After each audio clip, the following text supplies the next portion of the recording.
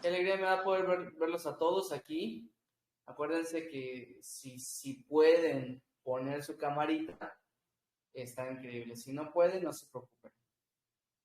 Bueno, vamos a meternos de lleno ya de una vez, ¿ok? Ya vamos a entrar de una vez al capítulo 5 de Hebreos. Pero bueno, antes de entrar al capítulo 5, dije que me iba a meter de lleno. Estamos viendo Cristo, un mejor sacerdote. Eso es lo que estamos viendo, ¿se acuerdan? Que empezó hablando que tenemos un gran sumo sacerdote que traspasó los cielos. ¿Quién es este sumo sacerdote? Dice Jesús, el Hijo de Dios. Entonces dice, por tanto, retengamos nuestra profesión. Porque no tenemos un sumo sacerdote que no pueda compadecerse de nuestras debilidades, sino uno que fue tentado en todo según nuestra semejanza, pero sin pecado. Acerquémonos pues confiadamente al trono de la gracia para alcanzar misericordia y gracia para el oportuno socorro. Esto es lo que nos viene diciendo el autor de Hebreos. Si hay un libro que sus divisiones de capítulos y versículos no quedó tan bien, es este, porque la idea empieza en el capítulo 4, versículo 14, y va a continuar hasta el 5:10, ¿ok? Todo esto viene hablando de que Cristo es un mejor sacerdote, y vamos a hablar de eso. Una de las razones que nos dio es porque Cristo vino desde el cielo, no traspasó los cielos. Él vino desde allá para relacionarse con nosotros, pero también subió hacia el cielo, lo traspasó para presentar la ofrenda directamente a Dios. Y Él sí puede relacionarse con nosotros porque conoce nuestras debilidades en carne propia. Él conoce, fue tentado en todo conforme a nuestra semejanza, pero no cometió pecado, por lo tanto se puede relacionar con nosotros y por eso mismo podemos acercarnos al trono de gracia porque nuestro sumo sacerdote ya presentó el sacrificio por nosotros. Nuestro sumo sacerdote ya abrió el camino y nos podemos ahora nosotros acercar confiadamente. Ya no con temor a ver si nos va a matar el Señor Santo por nuestros pecados, sino con confianza porque el sacrificio ya está hecho en Cristo Jesús. Entonces, Cristo es un mejor sacerdote, efectivamente. Pero aquí es donde viene hablando a nosotros. Hebreos capítulo 5, que yo sé que ya leyeron, porque acuérdense que eso es una tarea que va a basarse únicamente en su honestidad entre tú y Dios, ¿ok? Me encanta este tipo de tareas porque, cómo pegan en el corazón. Yo sé que ya lo leyeron, pero vamos a irlo leyendo juntos, ¿ok? Antes de que entremos a esto, que es parte de esto, ¿ok? Necesitas entender lo que ya te he repetido en varias clases. Hebreos fue escrito ¿a quiénes? A hebreos, a judíos. La carta recibe el nombre de su destinatario.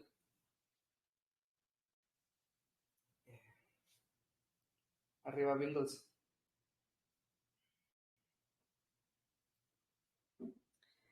Entonces, como fue escrito a los hebreos, debemos tener y entender las cosas como un hebreo recibiría estas cosas, una mentalidad de hebreos.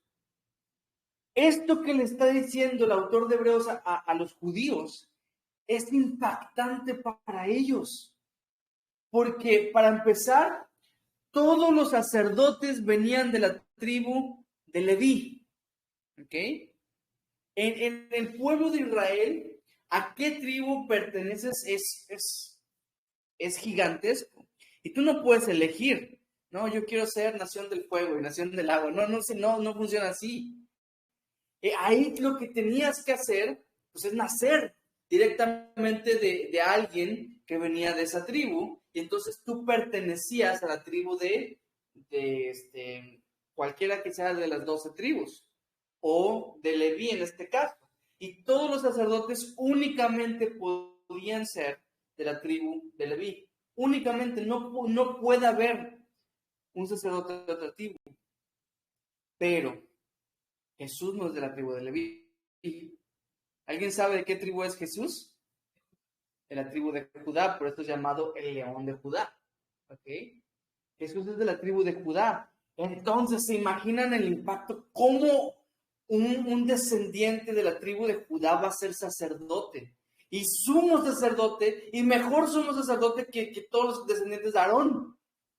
No puede ser posible. Esto que le está diciendo el autor de Hebreos es impactante.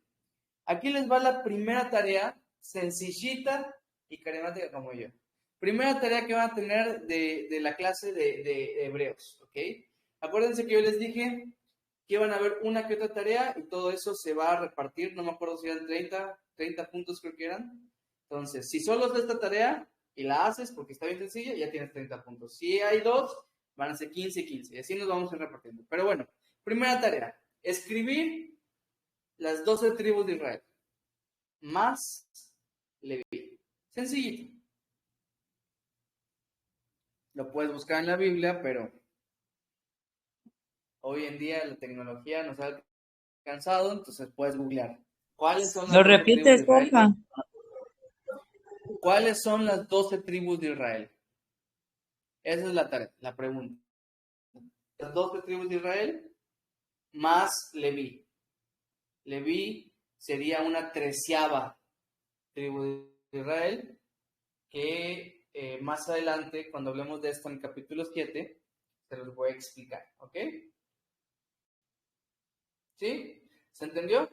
Sí. Al rato volvemos a repetir la tarea para que la tengan ahí presente. Pero entonces los sacerdotes todos tienen que ser de la tribu de Leví. Jesús viene de la tribu de Judá, entonces esto choca con la mentalidad judía. Además de que el Mesías, Jesús es el Cristo, Cristo es el Mesías. El Mesías era un rey esperado, no era el salvador del mundo, y mucho menos era Dios mismo. Entonces, esto para un judío viene a ser un shock, viene a ser así como, ¿qué me estás diciendo? ¿Me entienden?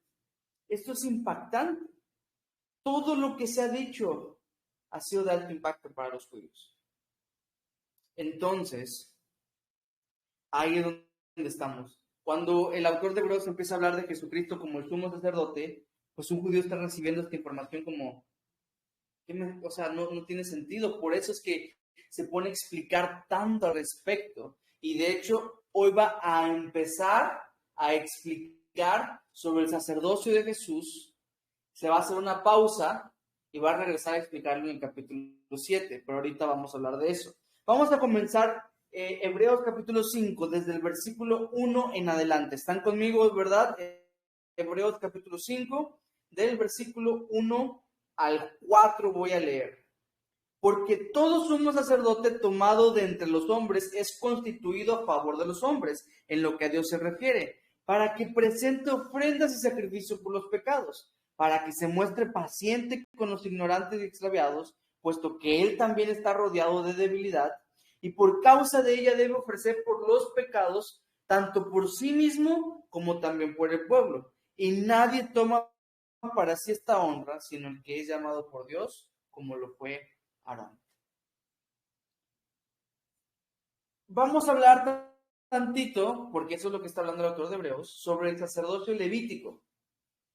Y vas a aprender de cómo era el sacerdocio en el Antiguo Testamento. El sacerdocio levítico fue el que fue dado por la ley a Moisés. Y ya establecimos que Jesús es superior a Moisés. Ya lo vimos, ¿se acuerdan? Entonces, aquí el autor de Hebreos está hablando al hebreo sobre cómo es el sacerdocio, ¿no? Cómo es el sacerdocio de los que ellos están acostumbrados. Y yo te voy a mostrar 5 características del sacerdocio levítico, ¿ok? 5 características del sacerdocio levítico. Número 1, llamado a ser intermediario. Llamado a ser intermediario.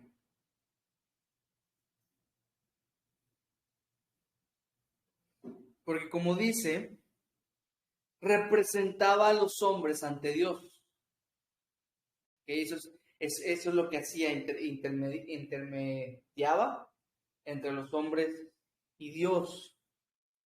Éxodo 28:1 nos dice que eran descendientes de Aarón. Aarón era de la tribu de Leví. Por lo tanto, todos los sacerdotes eran descendientes de Aarón, de alguna manera. Porque Dios eligió a Aarón. Y como dice acá, y los sacerdotes eran elegidos de entre el pueblo, pero no eran elegidos por el pueblo. El pueblo no elegía, tú vas a ser el sacerdote y tú vas a ser el sumo sacerdote. Había algo que se llamaba el Urim y Turim, que era una especie que se te daba al azar, y los judíos, bueno, la Biblia dice que Dios guiaba la respuesta en este tablerito. Estaba, pues chistoso digo yo, porque era una tablita que se ponían acá, entonces la daban y como que te daban unos dados. Entonces ahí hacían la repartición por suerte, se le llamaba. Y acuérdense como por ejemplo el pasaje en Proverbios que dice que, que del Señor, de Jehová es la suerte, ¿no? Entonces se refiere exactamente al Urim y Turim. Aunque eran tomados de entre el pueblo, no eran elegidos por el pueblo, sino más bien eran elegidos por Dios, a ser intermediarios entre Dios y los hombres. Número 2. Llamados a presentar ofrendas y sacrificios por los pecados. Llamados a presentar ofrendas y sacrificios por los pecados. El sacerdote en el Antiguo Testamento es lo que hacía. Ofrenda se refiere a todo lo que se ofrecía a Dios. De ahí viene la palabra ofrenda, ¿no? Que se ofrece. Y sacrificio, pues, que era un animal, que era que lo mataban y entregaban entonces la sangre, era para el perdón y purificación de los pecados. Pero el sacerdote, como dice este pasaje también, era llamado a presentar ofrendas y sacrificios por los pecados. Ellos eran los encargados de presentarlos. Y me gusta que el autor de Hebreos utilice ese verbo, que ellos lo presentaban. Dios era el que lo aceptaba, pero los sacerdotes venían a ofrecérselo a Dios, a presentárselo delante de Dios, y Dios decidía si aceptarlo o no aceptarlo, dependiendo de muchos factores, regularmente si había pecado o no. Pero por lo mismo, había mucha corrupción. El sacerdocio judío era fácilmente superable, la verdad, porque había mucha corrupción. Si ustedes leen Malaquías, el capítulo 1, por ejemplo, Malaquías se dedica a denunciar toda la corrupción que había entre los sacerdotes. Malaquías es el que dice que presentaban al cojo, o al que no tenía un ojito, al que no era tan bueno el corderito. Malaquías los denuncia y les dice, ¿su príncipe aceptaría este regalo? ¿Y por qué se lo ofrecen a Dios? Se supone que a Dios venían a presentarle lo mejor que tenían, lo mejor de sus cosechas, lo mejor de sus corderos. ¿Y qué hacían los judíos? Llegaron a tal corrupción que dijeron, bueno, si tengo que sacrificar uno, voy a sacrificar el que menos me sirve. Y se lo doy, porque ese no lo voy a reproducir. Y le doy este que no me va a costar tanto, que de todas maneras lo iba a matar, y me quedo con los buenos. Lo torcieron. Los hijos de Eli, dice también en Samuel, ellos empezaban a agarrar para sí y se guardaban cosas. O sea, que estaban ahí en el asadito, ¿va? Y se agarraban las carnitas. Literalmente es lo que dice la Escritura. Había corrupción entre los sacerdotes. Ese es el peligro de nuestra fragilidad, de nuestra humanidad. Número 3. Tercera característica del sacerdocio levítico. Llamados a ser compasivos. El sacerdote tenía este llamado a ser compasivo.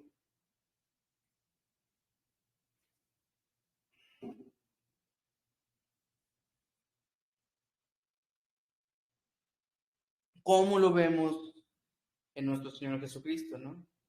Que dice que Él tiene un trono de gracia, misericordia y gracia para nosotros. Se supone que eso debería ser. Dice el 5.2, para que se muestre paciente con los ignorantes y extraviados. Y aquí no se refiere a otros más que los mismos judíos, pues, ¿no? Ellos tenían que ser pacientes para con ellos, pero eso no es lo que vemos que pasó. Uno pensaría que un pecador tendría mayor compasión por otro pecador, ¿cierto? Tiene lógica, pero no es lo que pasa, familia. Somos los más juzgones de la vida. Cuando se trata de mí, Yo oro a Dios, Señor, ten misericordia, ten gracia, perdóname. Cuando se trata de otro, Señor, tu justicia, tú trata con él. No somos compasivos, familia. Esa es nuestra naturaleza. El pecado nos hace egoístas en realidad. No es porque eres pecador vas a tener más compasión por otro pecador. En realidad el pecado nos vuelve egoístas. ¿Se acuerdan de lo que hablábamos la otra vez de Ana llorando en el altar? Y viene Elí y dice, ¿estás borracha? No puedo estar así aquí. En lugar de que tenga compasión de una mujer que está devastada, la juzga y piensa de ella como que estuviera borracha. Una prueba de que un pecador no siempre y casi nunca tiene compasión de otro pecador. Llega el profeta Natán con David y le dice, David, pasó esto. Un hombre tenía no sé cuántas ovejas.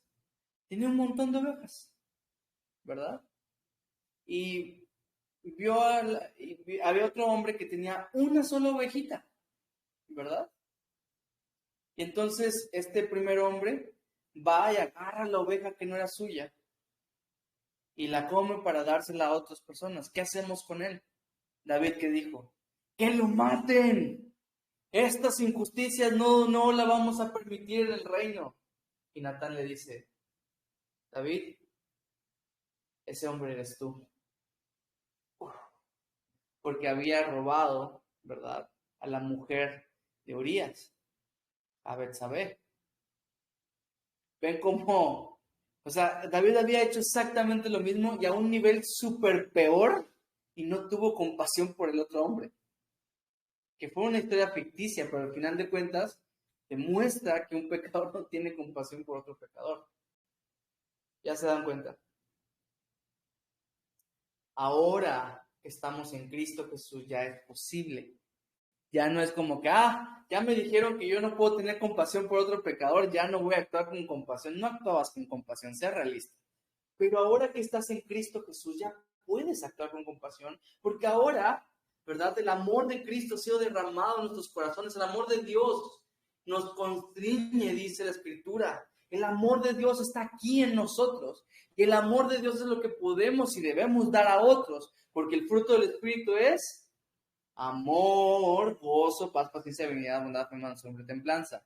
Entonces, hay fruto, ¿verdad? El Espíritu produce amor para dar a las demás personas. Ya no hay excusa. Tú no eres David, ¿verdad? Tú no estás en el Antiguo Testamento, no estás en el Antiguo Pacto, estás en este pacto en donde te has sumergido en Cristo, porque fuimos bautizados en Cristo Jesús. Has sido sumergido en Cristo, entonces todo lo que hay alrededor tuyo ahora es Cristo y deberías, y bueno, ahora tienes la capacidad de otorgar esa compasión.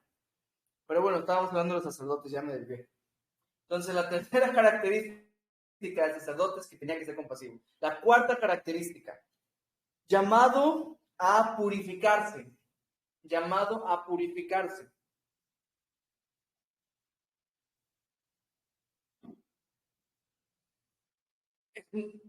Es imposible que el sacerdote llegara a darle ofrenda sin tener pecado. 617 leyes. Es imposible que el sacerdote no tuviera pecado. Entonces, antes de ofrecer el sacrificio a Dios, tenía que ofrecer un sacrificio por sí mismo y pedir perdón. Y que en ese proceso de que ofreció el sacrificio y va a ofrecer el otro sacrificio por el pueblo, no peque porque ahí caían muertos. Entonces, el sacerdote tenía ese llamado a primero purificarse a sí mismo, andar con rectitud lo más que pueda y ofrecer el sacrificio primero por sus propios pecados. Pero ojo con esto, aquí te va un principio. Ignorar nuestra propia condición nos hará menos compasivos, porque es cuando nos olvidamos qué tan pecadores somos que no somos compasivos con los demás pecadores.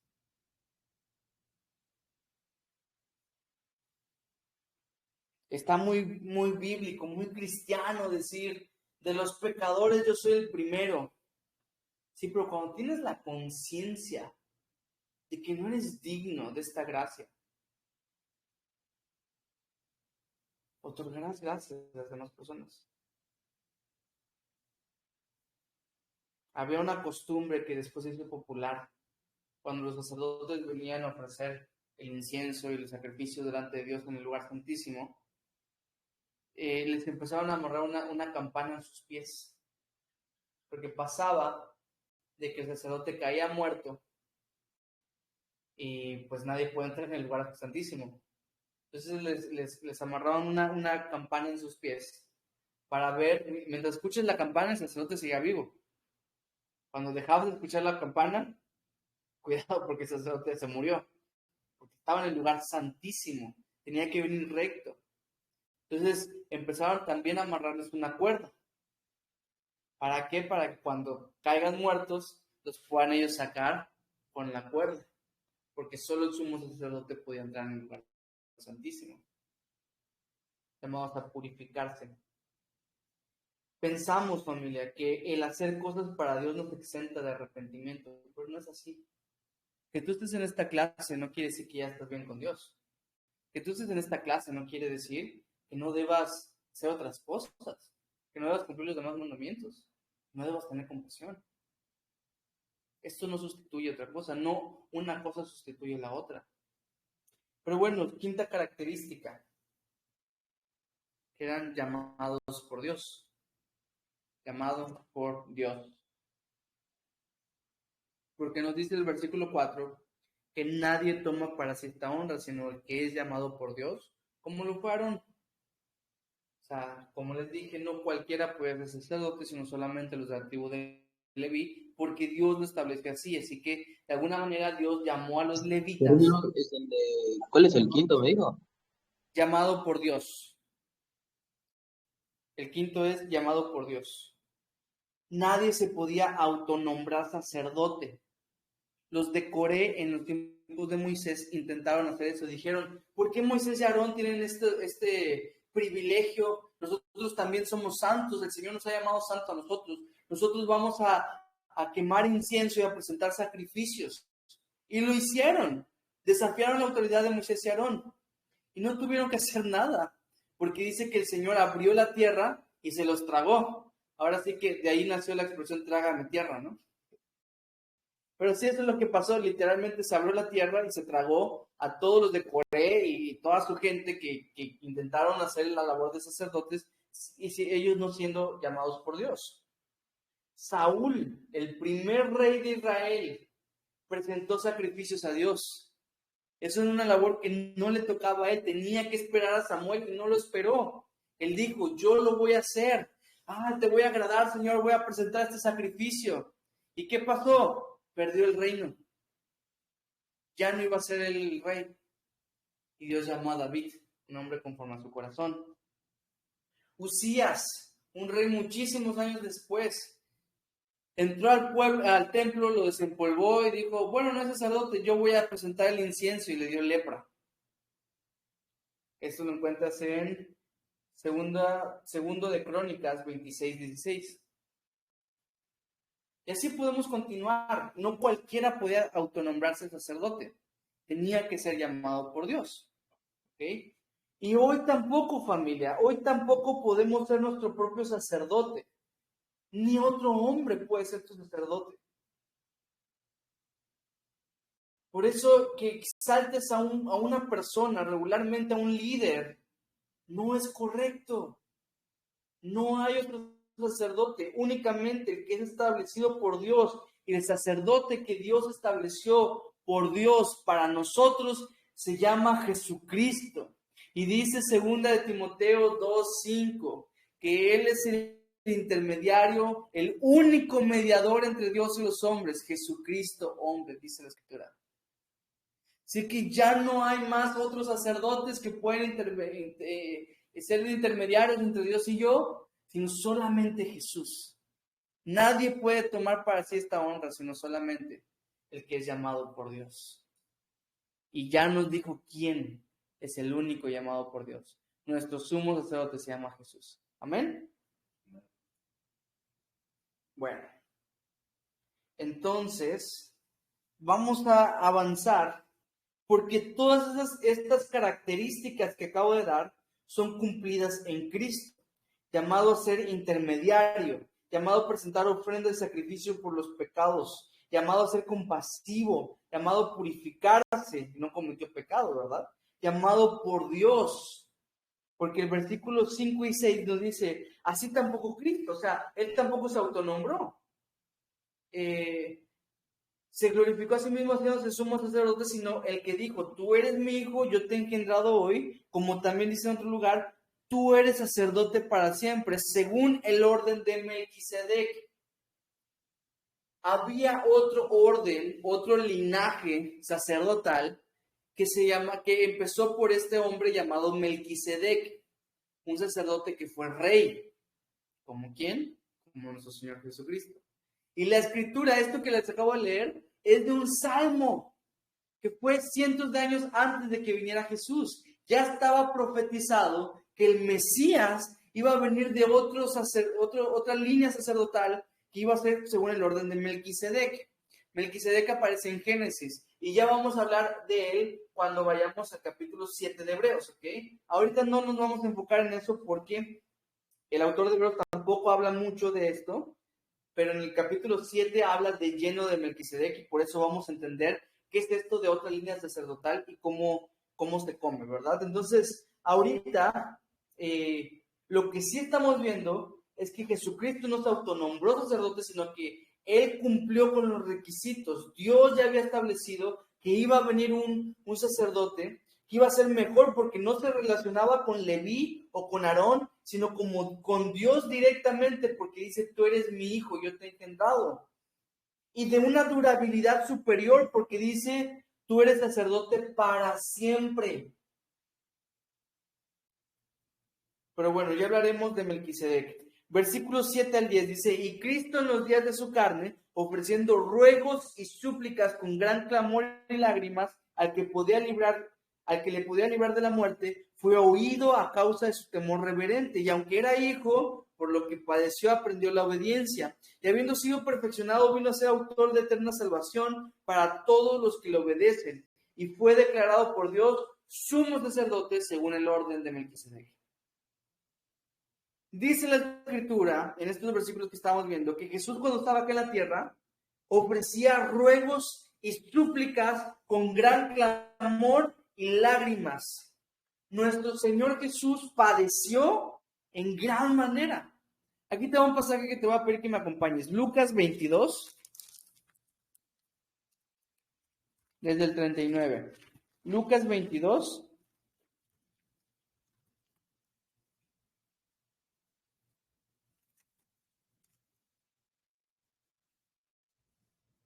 Hagan una seña de que ya lo encontraron, por favor. Vamos a ver. Háganme la batiseñal. ¿Listo? Dice, y saliendo se fue como solía al monte de los olivos, y sus discípulos también le siguieron. Cuando llegó a aquel lugar les dijo, orad que no entréis en tentación.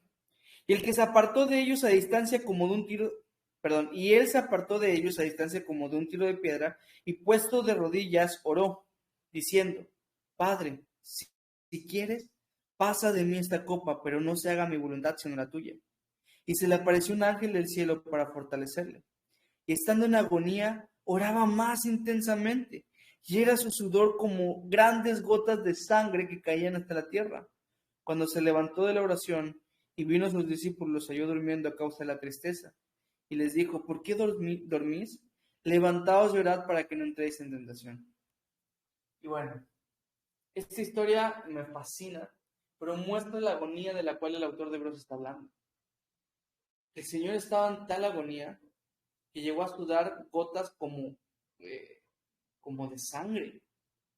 Acuérdense que Lucas era médico, por lo tanto la que está haciendo una referencia médica. Y según los expertos, sudar sangre es en principio doloroso, Y en segundo lugar, un estrés muy grande que tienes que llegar a pasar para llegar a ese nivel de agonía. Porque pues, los poros se tienen que abrir de más porque la sangre es más gruesa. Entonces es un dolor estar sudando gotas de sangre. Imagínense a qué punto de agonía llegó nuestro Señor Jesucristo, que llegó a sudar gotas de sangre. Es otro nivel de sufrimiento, otro nivel de padecimiento. Él en verdad padeció en gran manera. Él conoce el sufrimiento de manera intensa, de manera personal. Por eso, amado oyente, Él comprende tu sufrimiento. Cualquier dolor que tú estés pasando, Él lo comprende. Hasta este punto puede relacionarse contigo. Hasta si llegas a ese punto de estrés, de agonía, que llegues a sudar sangre. Yo no sé qué situación podrías tú pasar para llegar a ese punto. No lo he experimentado. Y vaya que me he estresado mucho, me he deprimido mucho, he llorado mucho. Jamás he llegado a un dolor así. Yo no sé qué clase de situación podrías pasar tú para llegar a ese punto, pero si incluso llegases a pasarlo, ahí también te comprende Jesús, porque Él experimentó eso en carne propia. Todo dolor que experimentamos es menor al que Él experimentó. Por eso se puede compadecer de ti.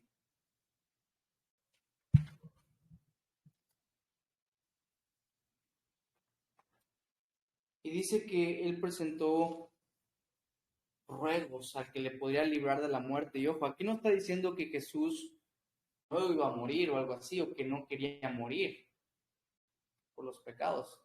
Está diciendo librar de la muerte. Y Jesús fue escuchado por Dios porque Él resucitó al tercer día.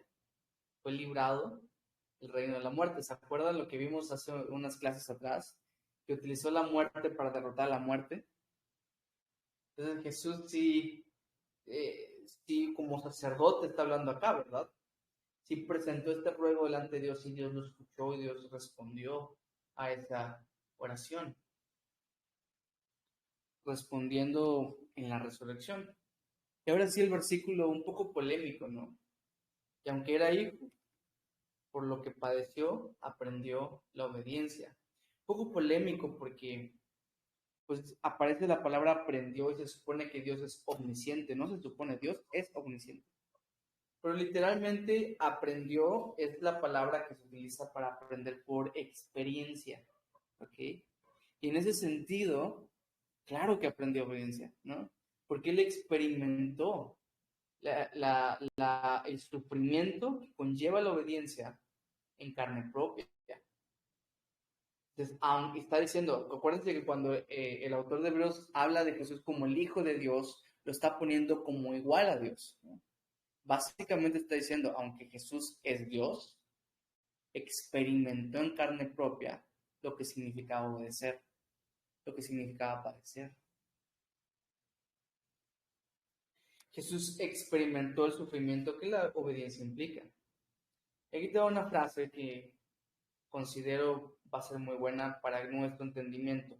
La escuela del sufrimiento es la maestra de la obediencia.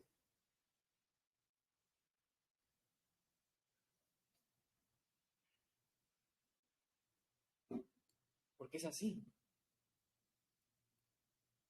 La obediencia, para que tú aprendas obediencia, tienes que pasar por dolor. Santiago 1, del 3 al 4, nos dice que la prueba de nuestra fe produce paciencia, mas tenga la paciencia su obra completa para que seáis perfectos y cabales sin que os falte cosa alguna. La prueba, los problemas, el sufrimiento, el dolor van a producir en nosotros perfección, madurez. Entonces, todo está relacionado. No hay por qué rechazar a nuestra maestra el dolor. Por eso no hay que huir de ella, sino dejar que ese dolor nos enseñe. Estamos tan acostumbrados a huir de los problemas, queremos resolverlos. No nos gusta sufrir. Pero si en lugar de hacer esto, le permites a tu problema enseñarte, vas a experimentar lecciones tan grandes que no te imaginas. Es como en el gimnasio, ¿no? Que cuando estás haciendo un ejercicio, de repente te duele hacer algunos tipos de ejercicios, pero eso te está doliendo y estás fortaleciendo los músculos en tu cuerpo. Y eso es lo que está haciendo también el dolor en la vida con nosotros, nos está haciendo más fuertes, nos está haciendo más como Jesús. El niño que no quiere aprender va a tener que repetir año, y así hay muchas personas que están pasando por el mismo problema una y otra vez porque no quieren aprender, porque se rehúsan a aprender. Así que tú decides cuánto va a durar eso. Pero bueno, dice después, en el versículo 9, habiendo sido perfeccionado. Ven cómo el sufrimiento que lleva a la obediencia te lleva a ser perfeccionado. Si tú quieres ser más como Jesús, comienza a obedecer. No sé qué estás esperando, no sé de qué otra manera decírtelo. Pero necesitas ser obediente a la palabra de Dios para ser como Jesús, porque Jesús fue obediente a la palabra de Dios. No puedes ser un seguidor de Cristo y no obedecerlo, y no pasar por sufrimiento. Lucas 9:23 nos dice que si alguno quiere venir en pos de mí, niéguese a sí mismo, tome su cruz y sígame. Implica sufrimiento ser un seguidor de nuestro Señor Jesucristo, pero está bien, porque el sufrimiento nos lleva a sus lugares celestiales en Cristo Jesús. El sufrimiento nos lleva a ser más como nuestro Maestro.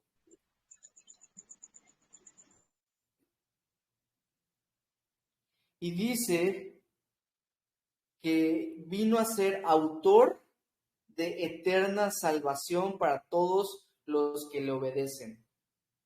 Autor de eterna salvación. Ya habíamos visto esa palabra antes en el capítulo 2, versículo 9, que dice, pero vemos aquí que fue hecho un poco menor que los ángeles, a Jesús, coronado de gloria y de honra, a causa del padecimiento de la muerte. El versículo 10, 2:10, que dice, al autor de la salvación de ellos. Y hablamos del capitán de un barco, ¿se acuerdan? Porque esa palabra autor tiene que ver con un líder, tiene que ver con el primero en conducir, como el cuate de Zumba que se pone enfrente y todos los demás lo seguían y hacían lo que él. Esa es la palabra autor en el capítulo 2, versículo 10. Pero esta palabra es diferente. Esta palabra, autor de eterna salvación, habla de una causa, del responsable de la eterna salvación. Cristo es el origen, es la causa de nuestra eterna salvación. Y esto está impresionante. Cristo es el origen de nuestra salvación.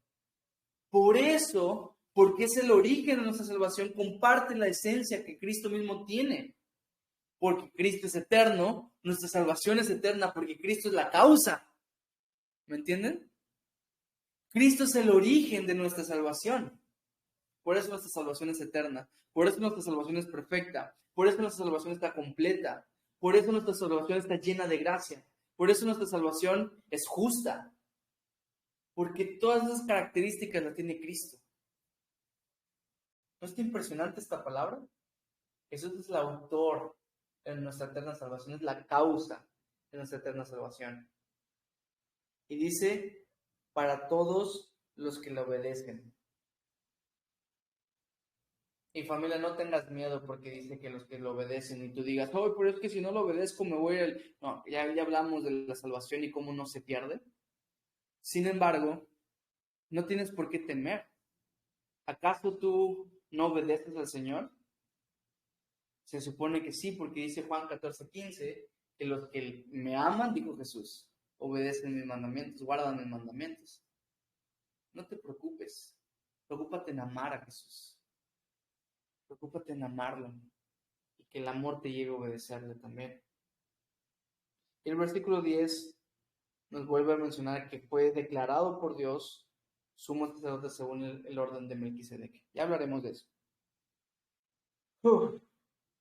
Ahora sí, cerramos Cristo, mejor sacerdote. Mejor sacerdote que cualquier ser humano. Los últimos versículos, porque ya son poquitos versículos, va a empezar el autor de Hebreos a hablarnos de la tercera gran exhortación. Si lo que te acabo de decir tú crees que fue medio fuerte, bienvenido a la clase de Hebreos. Pero si lo que te acabo de decir tú piensas que fue medio fuerte, espérate, porque aquí comienza la tercera grande exhortación. Hemos visto dos, ¿se acuerdan? No me lo sé de memoria, pero la primera fue a atender con diligencia nuestra salvación. La segunda fue a no endurecer nuestros corazones. Ahí el versículo que nos aprendimos. Y esta tercera grande exhortación, anótala por favor, nos va a exhortar el autor de Hebreos a la madurez espiritual. Perdón, hermano, ¿qué dijo? Nos va a exhortar a la madurez espiritual. Madurez espiritual. Ahora, probablemente hay mucha duda y controversia con esta palabra madurez espiritual. Pero pienso que el autor de Hebreos es de los mejores en explicar esto. Así que vamos a estudiarlo juntos para ver cómo pues nos va a dar muchas cachetadas espirituales que son buenas para despertarnos, sacudirnos y decirnos, hey, tienes que avanzar, no te puedes quedar estancado, no te puedes quedar conforme, sino que tienes que avanzar en este camino de la fe que tenemos. Y adivinen qué, va a empezar en el 5:11 y va a continuar todo el capítulo 6, ¿ok? Así que la próxima semana vamos a seguir repartiendo espadazos, ¿verdad? Y penetrando hasta lo más profundo de nuestro corazón, como es Hebreos 4:12. Pero bueno, pareciera que, déjenme explicarles, miren el versículo 11, dice, acerca de esto tenemos mucho que decir. Probablemente aquí el autor de Hebreos está hablando, o sea, hubo varios que se juntaron a discutir de qué hablarles a los hermanos hebreos, y por eso siempre hablan plural, no sé si ya se dieron cuenta de eso. Pero dice, acerca de esto tenemos mucho que decir y difícil de explicar por cuantos habéis hecho tardos de oír, tardos para oír. Por eso es que en el capítulo 7 regresa a hablar de Melquisedec, porque está hablando de esto, está hablando según el orden de Melquisedec. Quisiera contarles todo esto, pero ustedes son necios, son bebés espirituales, no maduran. Y empieza a hablar de eso y empieza a decirles, después empieza. Bueno, entonces el orden de Melquisedec se toma esa pausa deliberada para exhortarles a que tienen que avanzar y ahorita lo vamos a ver. Él quiere explicarles más y lo va a hacer en el capítulo 7, pero se frustra, se debía por frustración de los hermanos, aún no entienden esto que ya deberían entender. Por eso, familia, nuestra comprensión de la verdad divina está limitado por nuestra condición espiritual. Te voy a repetir porque es un poco profundo. Nuestra comprensión de la verdad divina está limitado por nuestra condición espiritual. Por eso es que hay cosas que a veces dices, es que no lo entiendo mucho, precisamente por un estado del corazón. ¿Ok? Los oídos endurecidos no pueden escuchar la voz de Dios. El autor de Hebreos ya nos lo dijo 3 veces. Si oyeres hoy su voz, no endurezcáis vuestros corazones. Lo dijo 3 veces y esta vez casi que lo vuelve a repetir porque les dice, ustedes se hicieron tardos para oír. O sea, no quieren escuchar. Sus corazones, por lo tanto, si ellos no están escuchando, están endurecidos. Está hilando lo mismo que les ha dicho. Tienen corazones endurecidos, por eso no están avanzando. Por eso siguen siendo bebés espirituales. Pero bueno, vamos a avanzar al versículo 12. ¿Ok? Ya estamos terminando. Solo nos quedan 3 versículos, pero mucho. para discutir, ¿ok? Versículo 12 dice, porque debiendo ser ya maestros, está comenzando, agárrense, ¿eh? Si te estás preguntando por qué te conectaste hoy, yo creo que el Espíritu Santo te trajo aquí por algo, ¿eh? Lo bueno que los estoy viendo a todos ustedes, de que no saben a quién me refiero. Sí, tú. Porque debiendo ser ya maestros después de tanto tiempo, muchos de ustedes, familia, llevan años aquí con nosotros. Y antes de estos años llevaban años en Cristo. No lo sé, yo nada más digo. Debiendo ser ya maestros, después de tanto tiempo, tenéis necesidad de que se os vuelva a enseñar cuáles son los primeros rudimentos de las palabras de Dios. La palabra rudimentos quiere decir fundamentos, ¿ok? La base. Esos son los rudimentos. Obviamente aquí está hablando el autor de Hebreos de que se les tiene que volver a enseñar lo básico de lo básico. Debiendo ustedes ya saber multiplicar, les tengo que enseñar cuáles son los números. Eso es lo que está diciendo. Continúo. Y habéis llegado a ser tales que tenéis necesidad de leche y no de alimento sólido. Aquí ya está haciendo la referencia de un bebé espiritual y un adulto espiritual. ¿Verdad? Porque el bebé es el que toma leche nada más. El adulto ya puede consumir el alimento sólido. Como son bebés, no le puedo venir yo con el alimento sólido. No sé qué pasaría si a un bebé, un mal padre, le da alimento sólido, pero probablemente no pasaría nada bueno, ¿no? Al bebé le tienes que dar leche, nada más. Y dice el autor de Hebreos, yo quiero hablar desde Melquisedec y Jesús. Ese es el alimento sólido, esa es la carne, esa es aquí la carnota que traigo para ustedes, el bistecote que traje. Y tengo que venir con mi biberón a enseñarles otra vez lo mismo.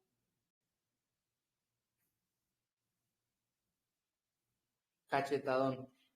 Debiendo ser ya maestros. Esta es la meta de todo creyente. No, que los maestros son estas personas que predican los domingos. Ellos que sean maestros.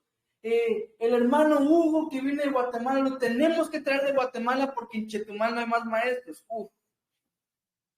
Estados Unidos filósofos. Eso es lo que dice el autor de verdad. Debiendo ser ya maestros, tienen necesidad. Pero la mente de todo creyente es que lleguemos a ser maestros, y no literalmente como función de maestros, sino que todos hemos sido llamados a enseñar a otros. Nos dijo en la gran comisión de Jesús cuál fue. Por tanto, id y haced discípulos a las naciones, a todo el mundo. Id y haced discípulos. Te lo dice a ti, me lo dice a mí.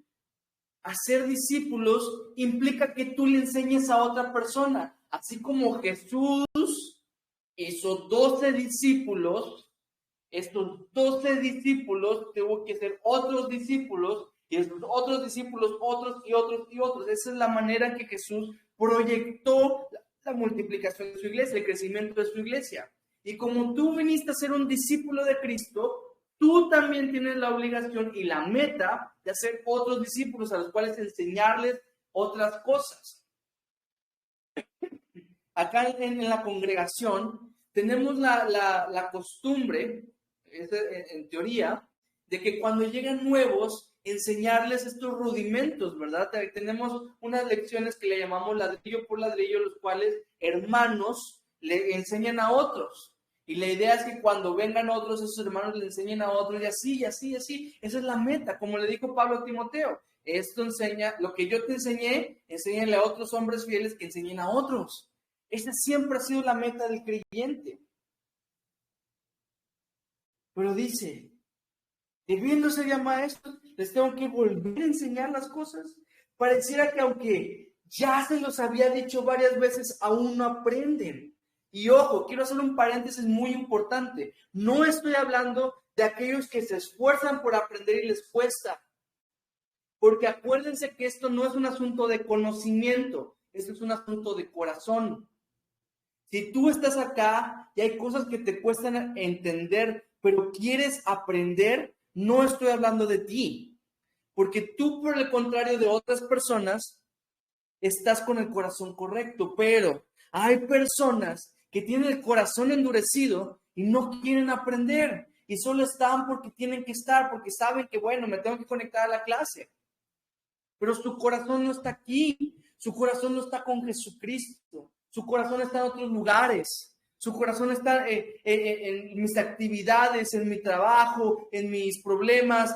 Su corazón está lejos. A estas personas nos referimos cuando hablamos de las personas que son necias.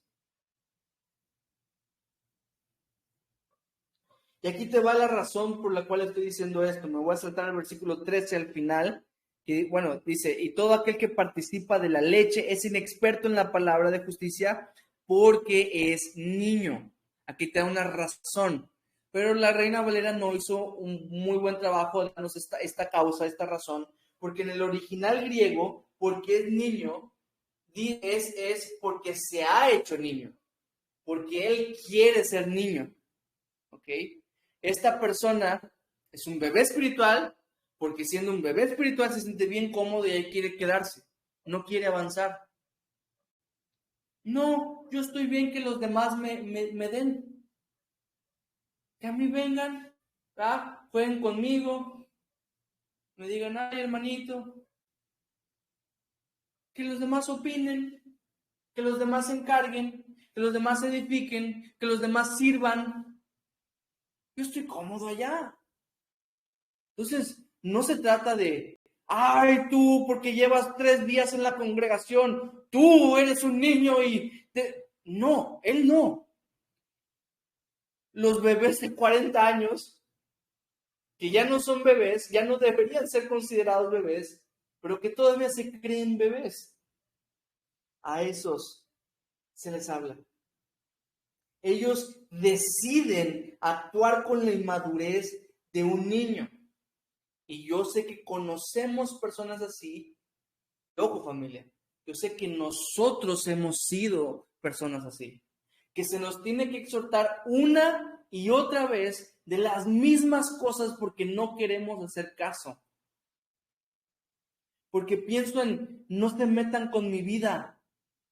Es que yo tomo mis decisiones. Y cuando la palabra de Dios viene a penetrar, tratamos de poner un escudo aquí, una armadura de caballero, esas que eran de hierro. Y digo tratamos, porque no hay armadura que se resista a la palabra de Dios.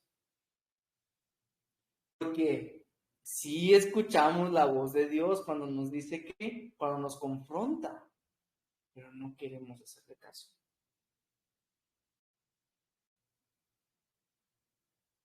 Yo, familia, personalmente, suelo tratar con un poquito más de severidad a los que ya deberían ser más maduros. A mí me pasa. Y no es de excusa, porque mis palabras también tienen que estar sazonadas con sal, dice Colosenses, con gracia. Pero entiendo la frustración del autor de Hebreos, porque a veces algunos hermanitos hacen cosas que no deberían estar haciendo, que ya saben que no deberían estar haciendo, y llego yo y les digo, ¿qué estás haciendo? Y me frustra, ¿entienden? Porque deberían ya reaccionar y quiero darles un par de cachetadas, pero digo, ay, soy cristiano y no puedo darles un par de cachetadas. Pero suelo hacerlo, suelo hablarles un poquito más severamente. No así con las personas que evidentemente no están en ese nivel espiritual, pero sí con las personas que deberían haber avanzado. Familia, hay gracia, pero la gracia te capacita, no te da una licencia. La gracia te da el poder, te empodera. No te da una licencia para quedarte comodito. Te da la capacidad, le da las fuerzas a tus músculos para levantarte. Hacer. Esa es la gracia de Jesús. que cuando venga la tentación, la gracia es la que te da, te abre la puerta de la salida y te pone las fuerzas en tus piernas para que digas, patitas, ¿para qué las quiero? Y venga, vámonos a correr. Esa es la gracia. No, ay, voy a ceder. Bueno, le voy a pedir perdón a Dios porque pequé, perdóname, Señor. Estás confundiéndote de la gracia. Estás usando tu libertad como libertinaje. Y Jesús te ha hecho libre del pecado.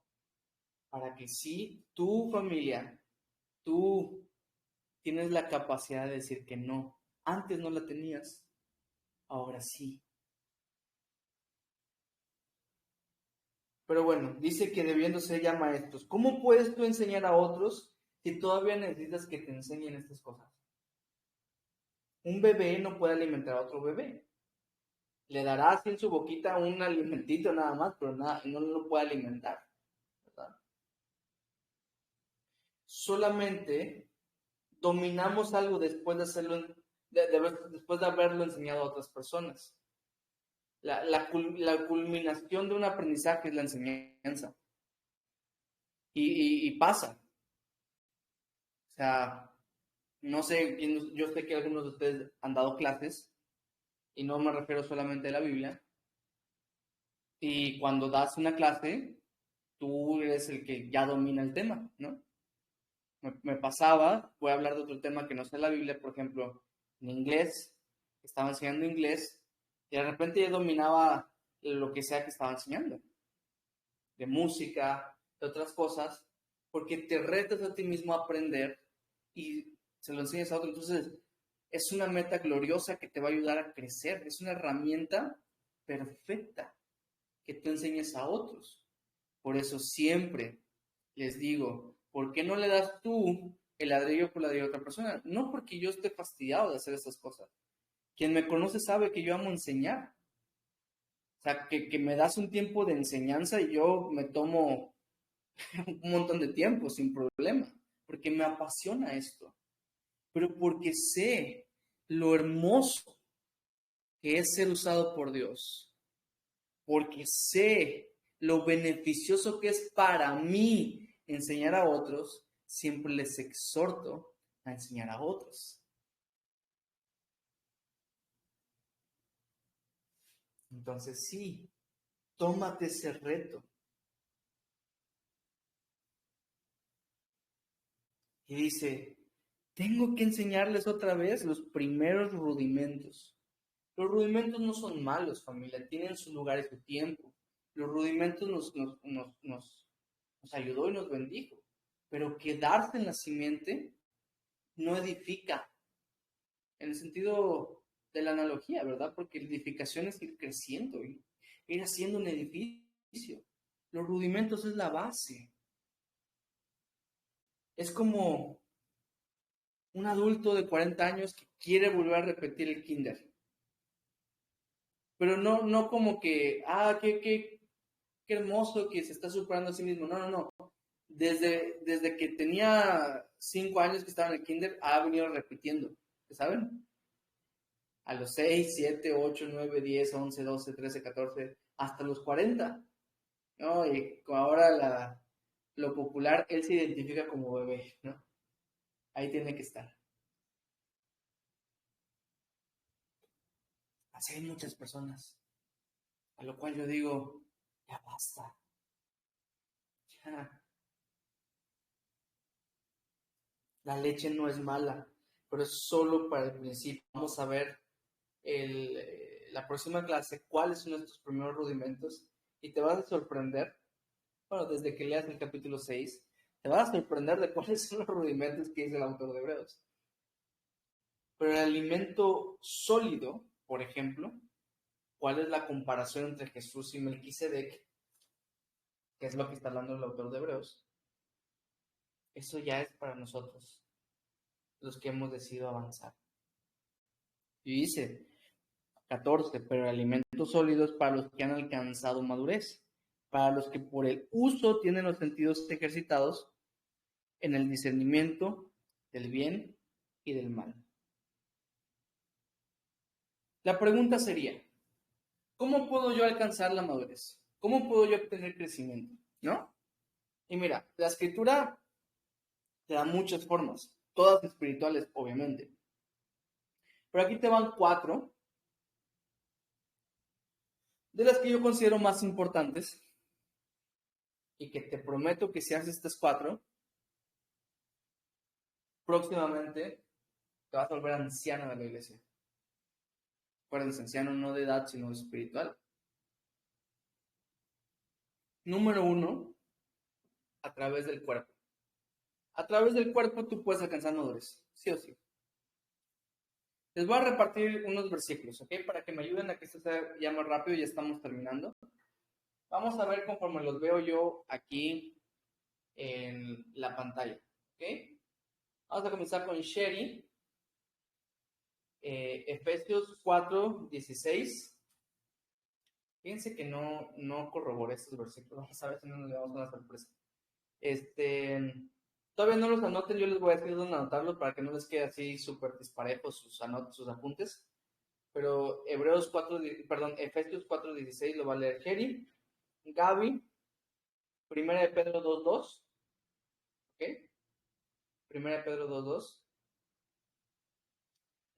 Madre, 1 de Corintios 15:58.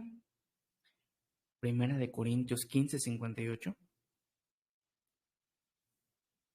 ¿Sí lo escuchaste, madre?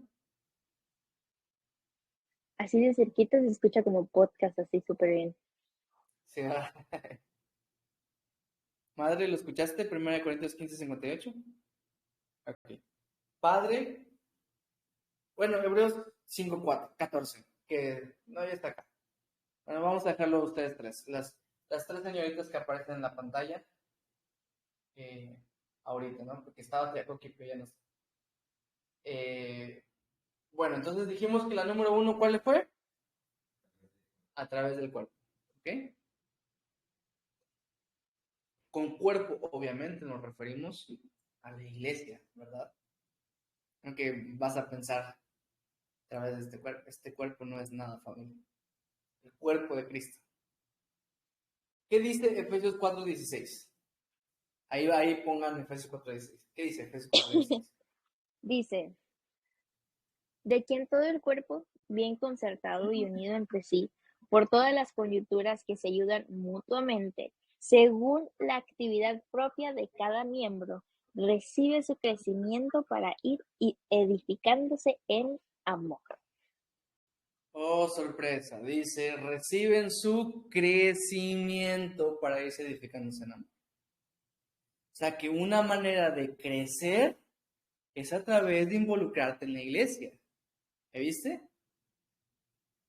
Y sí, bueno, muchas cosas que decir, pero luego hablo mucho. Punto número 2. ¿Cómo puedo obtener madurez? ¿Cómo puedo obtener crecimiento? Punto número 2. A través de la palabra.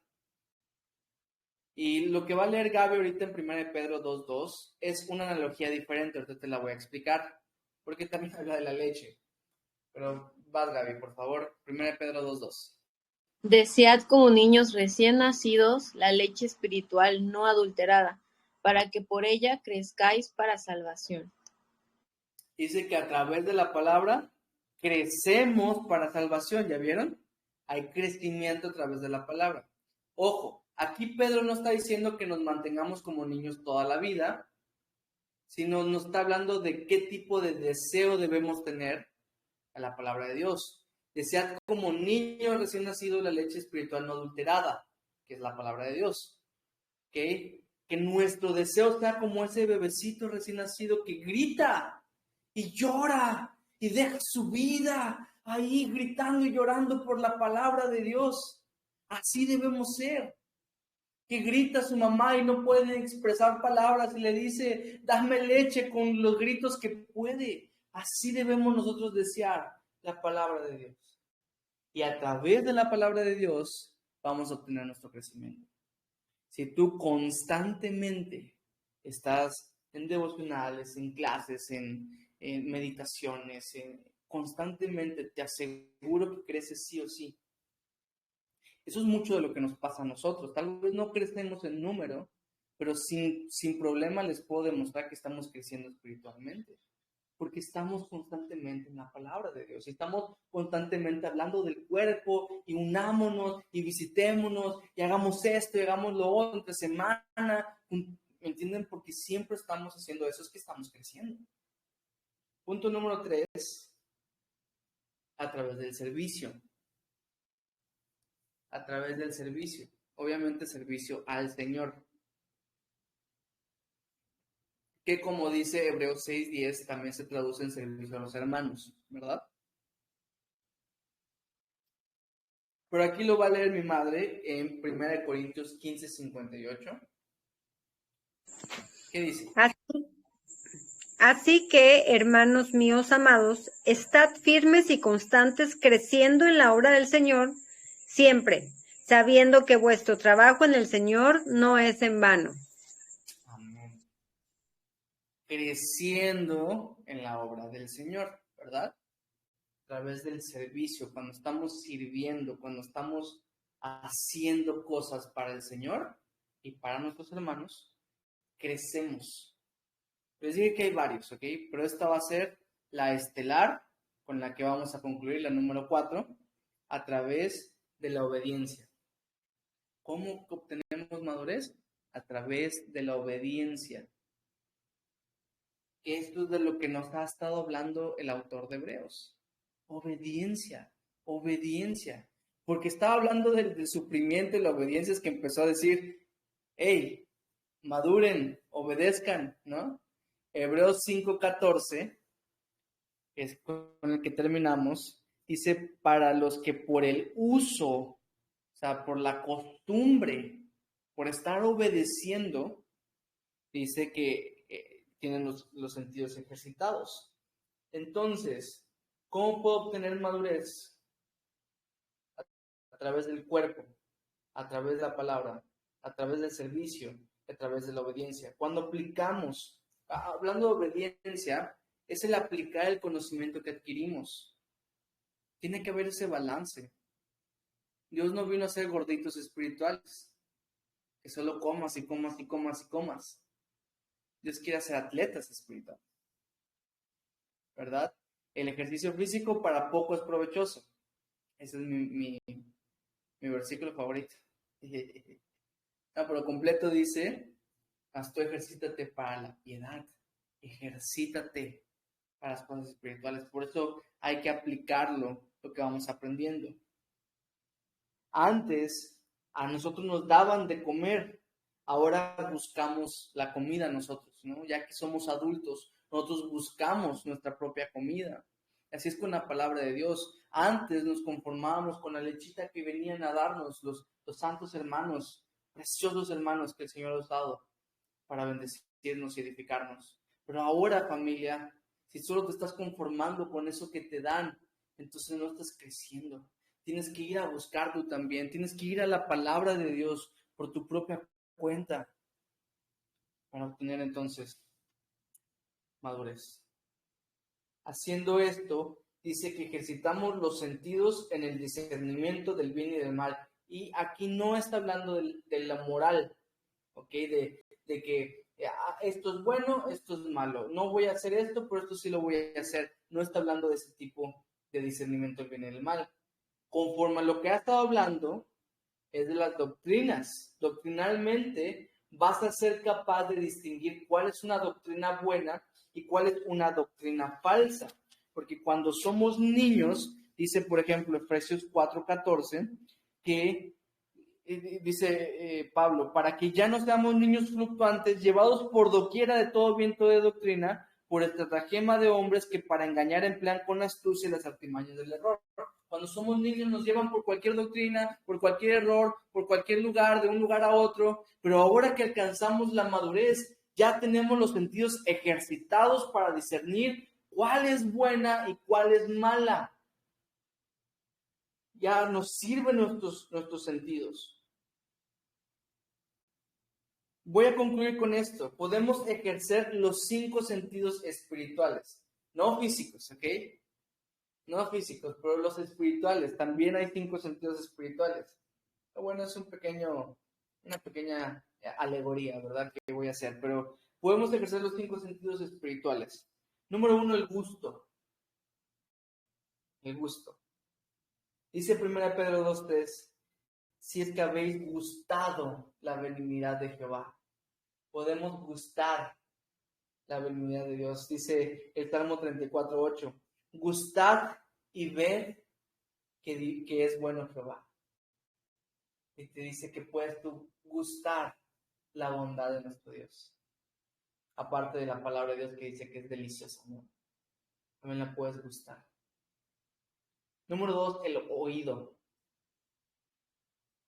Y dice Isaías 55:3, oíd y vivirá vuestra alma. Jesús dijo, el que tenga oídos para oír, que oiga. Y obviamente no se estaba refiriendo a los oídos físicos. Y Hebreos 3:15, ¿qué dice? Si oyeres, oís tu voz, no endurezcáis vuestros corazones. Tienes que activar también, ejercitar tu oído espiritual. También tu vista espiritual. Número 3, la vista. Salmo 119:18 dice, abre mis ojos y miraré las maravillas de tu ley. De ahí es donde nace. Abre mis ojos, oh Cristo. Abre mis ojos, Señor. Efesios 1:18 también dice, alumbrando los ojos de vuestro entendimiento. Ejercitemos nuestros ojos espirituales. El olfato. Este fue un poquito difícil para mí encontrarlo. Pero fíjense que Epafrodito, nombre de bebé si quieren, que están buscando. Epafrodito era un hermano, un siervo que, valga la redundancia, servía a Dios con Pablo, con el apóstol Pablo. Y cuando Pablo empieza a describir a Epafrodito en Filipenses 4:18, dice que él era olor fragante, sacrificio acepto, agradable a Dios. O sea, que nosotros con nuestro servicio podemos ser olor fragante también. Y así podemos discernir. De hecho, la Escritura dice que Jesús, que su sacrificio fue un olor fragante delante de Dios. Y por último, el tacto, ¿verdad? Para hacer los 5 sentidos. Y aquí me voy a 1 Juan 1:1, cuando Juan dice lo que palparon nuestras manos tocante al verbo de vida. Porque yo les he enseñado que nosotros también podemos tocar a Jesús a través del cuerpo. Porque su cuerpo está entre nosotros. Familia, ejercitemos nuestros sentidos espirituales para discernir el bien y el mal. La iglesia tiene que despertar. No te conformes con lo que sabes ya. Hay un mar de Dios esperando para ti. Pero muchos andan con una barquita, muy por encimita, ahí quietitos, haciéndose el muertito, arriba, ¿verdad? Cuando Dios llamó buzos, no muertitos. Dios no quiere que hagas de muertito, imitando lo que eras antes. El traje de buzo, y sé que asusta, pero sumérgete en ese mar y vas a encontrar las maravillas de nuestro Dios. Profundiza en Él y verás cosas increíbles. Y voy a finalizar con este versículo. Cosas que ojo no vio, ni oído yo, ni han subido en el corazón del hombre, son las que Dios ha preparado para los que le aman. Está ahí. Ya tienes el acceso. Vamos a ver. Señor, yo sé que hemos sido negligentes, Señor.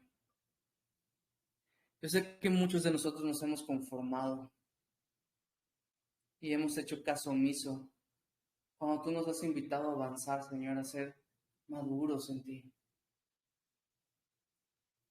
Padre, yo sé que la próxima semana vas a volver a exhortarnos sobre esto, pero te pido que esta clase nos haya servido para adquirir convicción, para avanzar, para crecer, para hacer lo que tú quieres que seamos, Señor. y no nos conformemos a este siglo, sino que renovemos nuestro entendimiento hacia ti y nos presentemos como ese sacrificio vivo, que ya no le huyamos al sufrimiento, sino que lleguemos a abrazarlo, tal vez no a quererlo, pero sí entender que tú tienes un propósito aún a pesar del sufrimiento que estemos atravesando. Y que nos lleve, Señor, a ser más como Jesucristo. Te pongo en tus manos en Cristo Jesús. Amén. Capítulo 5 de Hebreos. Bueno, no, buenísimo. Preguntas antes de que finalicemos. ¿Alguna pregunta? ¿Alguien quisiera preguntar algo? Preguntas, por favor, preguntas. Comentarios déjenlo para después. Empecemos con las preguntas porque se está grabando y después hacen los comentarios que quieran, ¿ok? ¿Alguien tiene alguna pregunta? Yo. ¿Es posible, digamos, quedarse en una inmadurez espiritual, o sea, en un estancamiento o una etapa de donde solo decides, ¿cómo se llama? Pues consumir leche, por así decirlo, ¿no? Y no darse cuenta? O sea, es posible que una persona, por ejemplo, esté estancada espiritualmente y no en sí no sepa que hay un estancamiento en esa persona, o siempre es como, siempre es como muy intencional de que sabes que no estás creciendo, sabes que no estás haciendo, pero decides quedar con la lechita espiritual, o si es posible que alguien de verdad no se dé cuenta o que tú no te des cuenta y estés estancadísimo. Una persona con corazón maduro, con corazón para el Señor, siempre va a crecer. O sea, es imposible que una persona ame al Señor y no esté creciendo. No tiene sentido. Porque si amas al Señor, le obedeces y eso te lleva a crecer. Porque si amas al Señor, estás en la iglesia y eso te lleva a crecer. Porque si amas al Señor, estás en la palabra y eso te lleva a crecer. Es imposible. Ahora, en el dado caso que sea posible, ¿verdad? Porque ¿quién soy yo para conocer el corazón de todos? Apenas escucha el mensaje, se arrepiente y decide cambiar, decide crecer. Pero no creo que una persona genuinamente pueda estar recibiendo leche nada más. Siempre va a crecer, aunque sea poquito. Eso es otra cosa, que crecemos en diferentes tiempos. O sea, no te compares con tus hermanos. Porque, familia, yo cuando me convertí, a meses me fui a un instituto bíblico. O sea, yo fui con todo y después un año y algo y me nombraron pastor, ¿me entienden? O sea, yo fui así un caso diferente, ¿no? Y a lo mejor tú estás acá y dices, uy, pero ¿por qué yo no estoy haciendo esas cosas? O ¿por qué yo no enseño como él? O ¿por qué no te compares con otros hermanos? ¿Ok? Crecemos a niveles diferentes. La analogía sigue a las personas y vemos personitas que crecen diferentes, ¿no? Así también es en una iglesia. Crecemos a diferentes velocidades. El punto es no dejar, es una carrera de resistencia, familia. Y cada quien va a su paso. Pero la cuestión es seguir poniendo un pie adelante del otro y seguir avanzando. ¿Ok? Algunas personas crecen de a poquitos, pero está bien.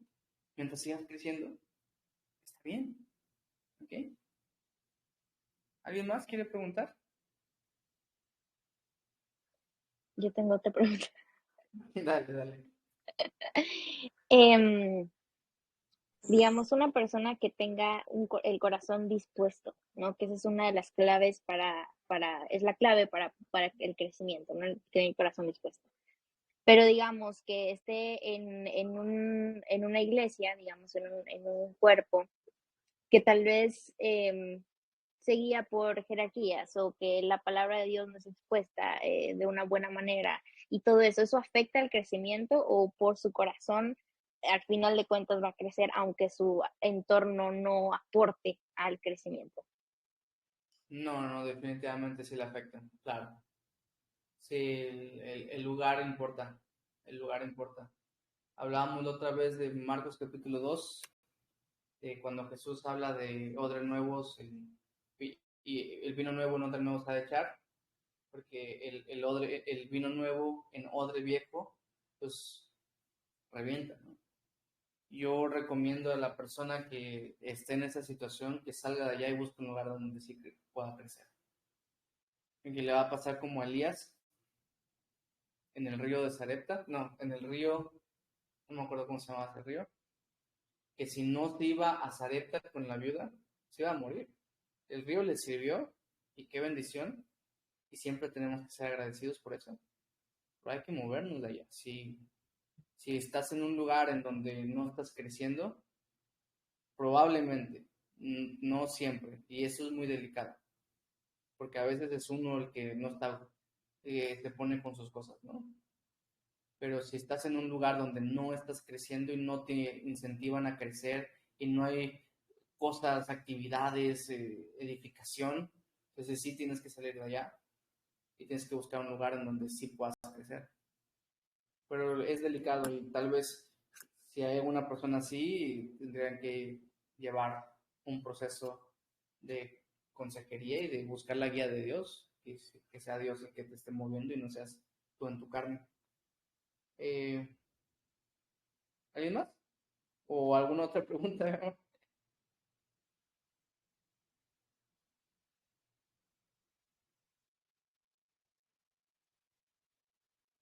¿No? Bueno, entonces vamos a detener la clase y ahora si quien quiera decir algo, adelante.